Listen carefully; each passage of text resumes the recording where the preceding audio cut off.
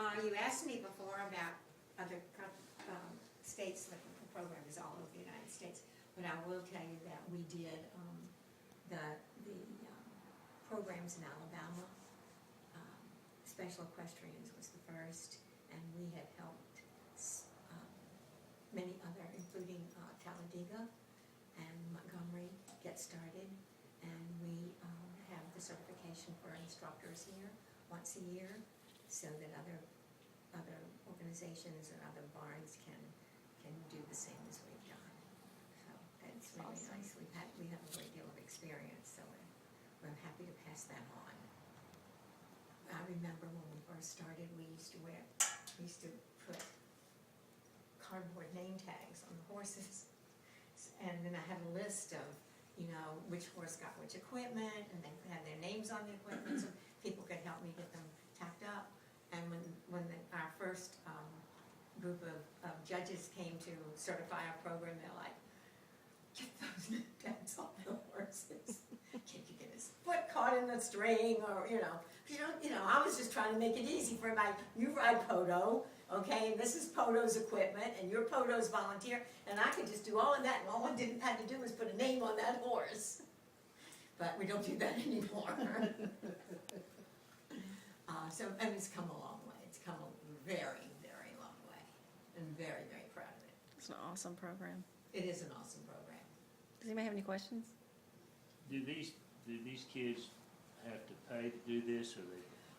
That's a good question, and there is a charge. However, what we do if the parents say that they can't afford it or they can only pay a part or whatever, that's fine.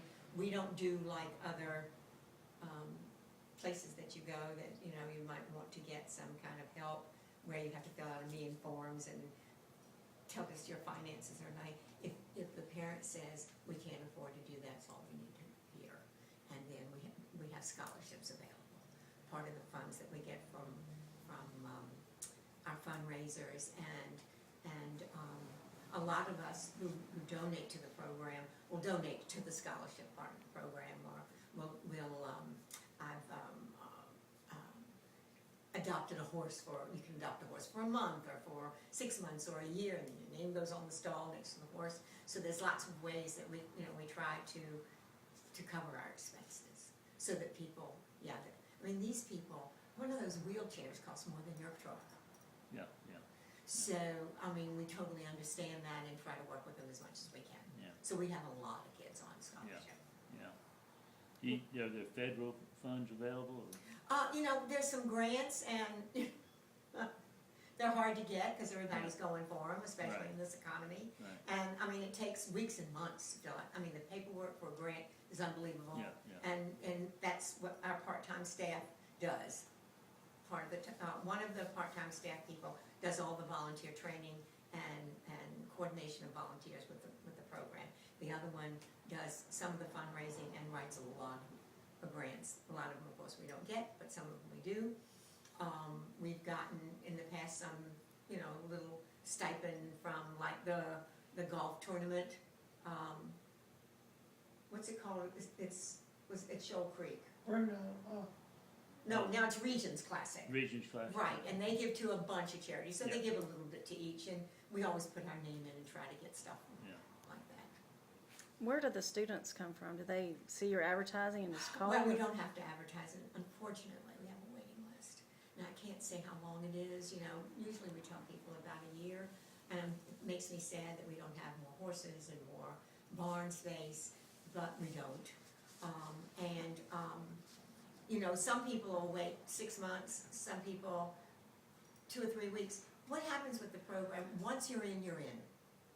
Okay, we don't ask you to leave.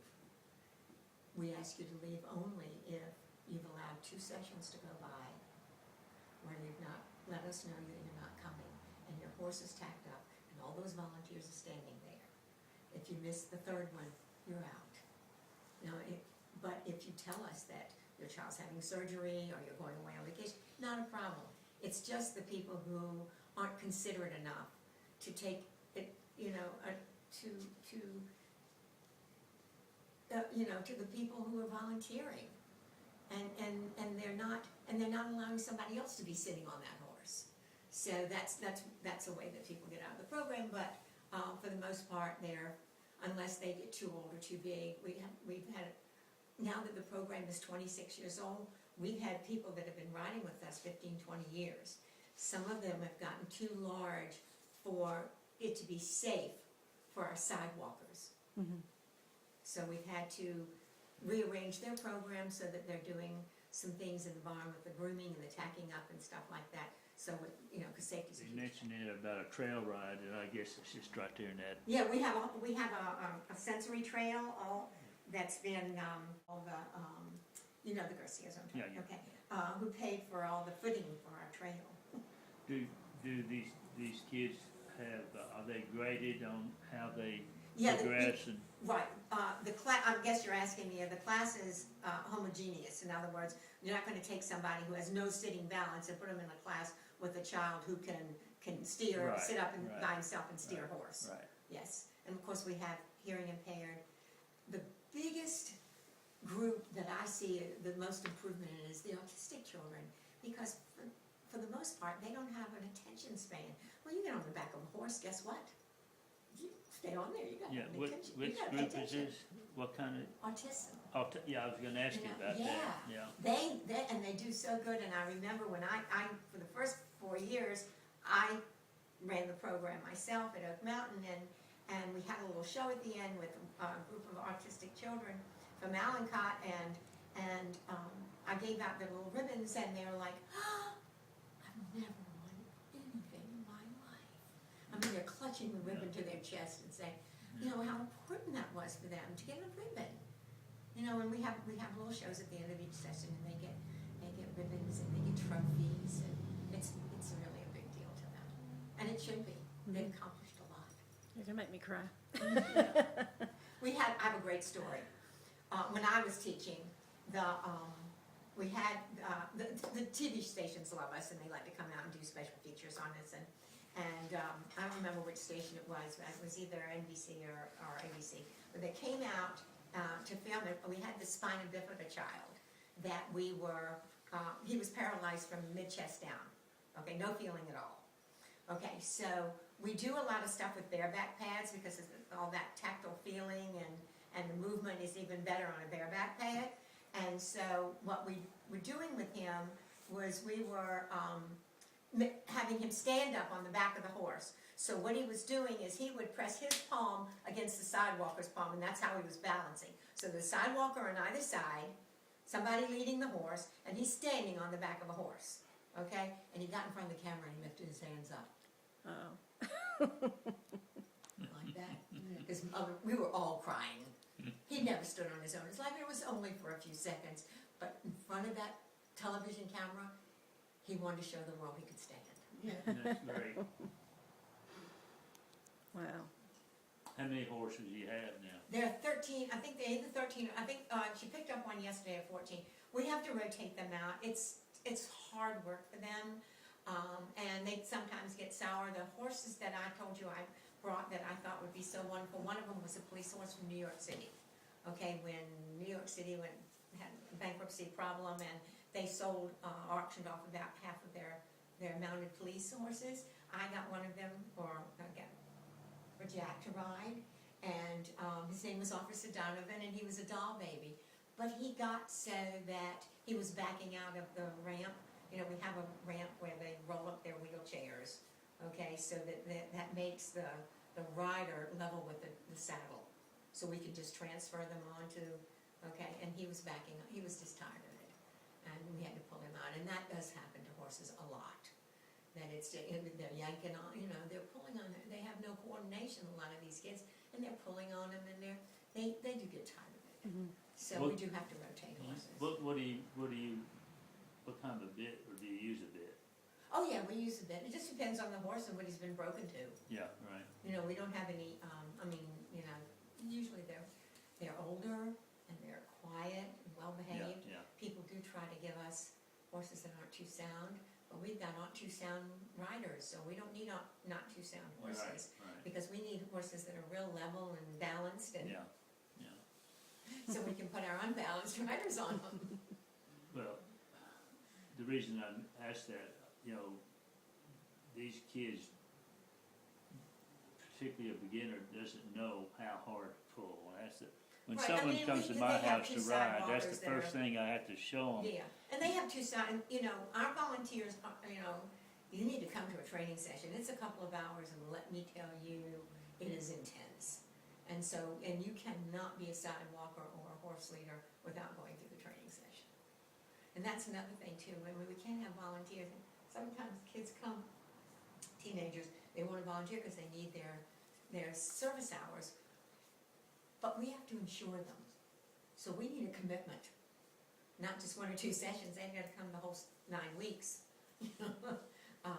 Because, you know, it costs us to train them and to insure them.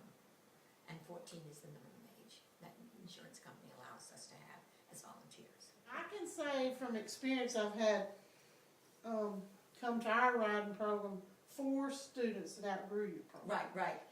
And one, I guess they walk, trot, and canter at your program, right? The Depending on able-bodied- how, yeah. Okay, but. I mean, they're not able-bodied, but there are some kids, especially, I mean, we take people with sight and hearing impairment and stuff like that, so they're, you know, they can learn to ride. But this one in particular, she was fetal alcohol syndrome, and she just delayed on everything. Right.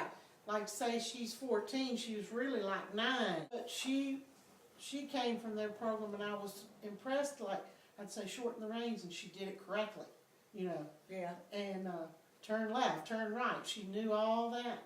We got her an old jumper, and she couldn't even make him go around the pen. And I said, well, make that your goal. 6 months from now, you know, maybe you'll get him to go around. And then she got him to go around. Then she got him trotting around. Then she'd be galloping around. Then she was jumping. And then she would be riding backwards. And she's told Larry one day, she said, this is what I call one-eyed riding. Because she's riding backwards. And tomorrow, let's see, the 4th, she leaves for London. This is a girl that couldn't walk till she was 8, crawled. And she's leaving for London on a mission trip to the Olympics. There are some amazing stories. Have you Amazing. written a book? No. That's your I'm not next good. project? Pen to paper. I'm thinking about, 26 years in that store, 24 years in that store. And all the stories about all the barns and all the things that go on. I'd have to move though. Yeah, that's for sure. Speaking of the store, give us a little spiel about what you do. Oh, the Carousel Tack Shop? Yes. Okay, well, I hired Kathy Claybrook and then I opened the Carousel Tack Shop. There was a tack shop there and he went under and I'm like, I could do this, I just know I could do this. And it's been so much fun, I had a great time. It's English, so it really is hunter, jumper, dressage, and combined training. I do a lot of people, Western people who ride both English and Western, or what we call the AC/DC people. and trail people. I just love it. I love the community. I know everybody, because of Special Equestrians and my kids riding and Pony Club and myself. I ride and I used to show dressage. So I know the horse community, and so when people come in my store, it's like family. And I would miss it if I wasn't there to be with my family. Do we have an active pony club in this area? Yes, we do, Cabo Pony Club. We do. In fact, Saturday is a pony club function test for one of the higher levels, which is the HB. Where do they meet? They're meeting at Rolling Hills in Vandiver with Sterrett.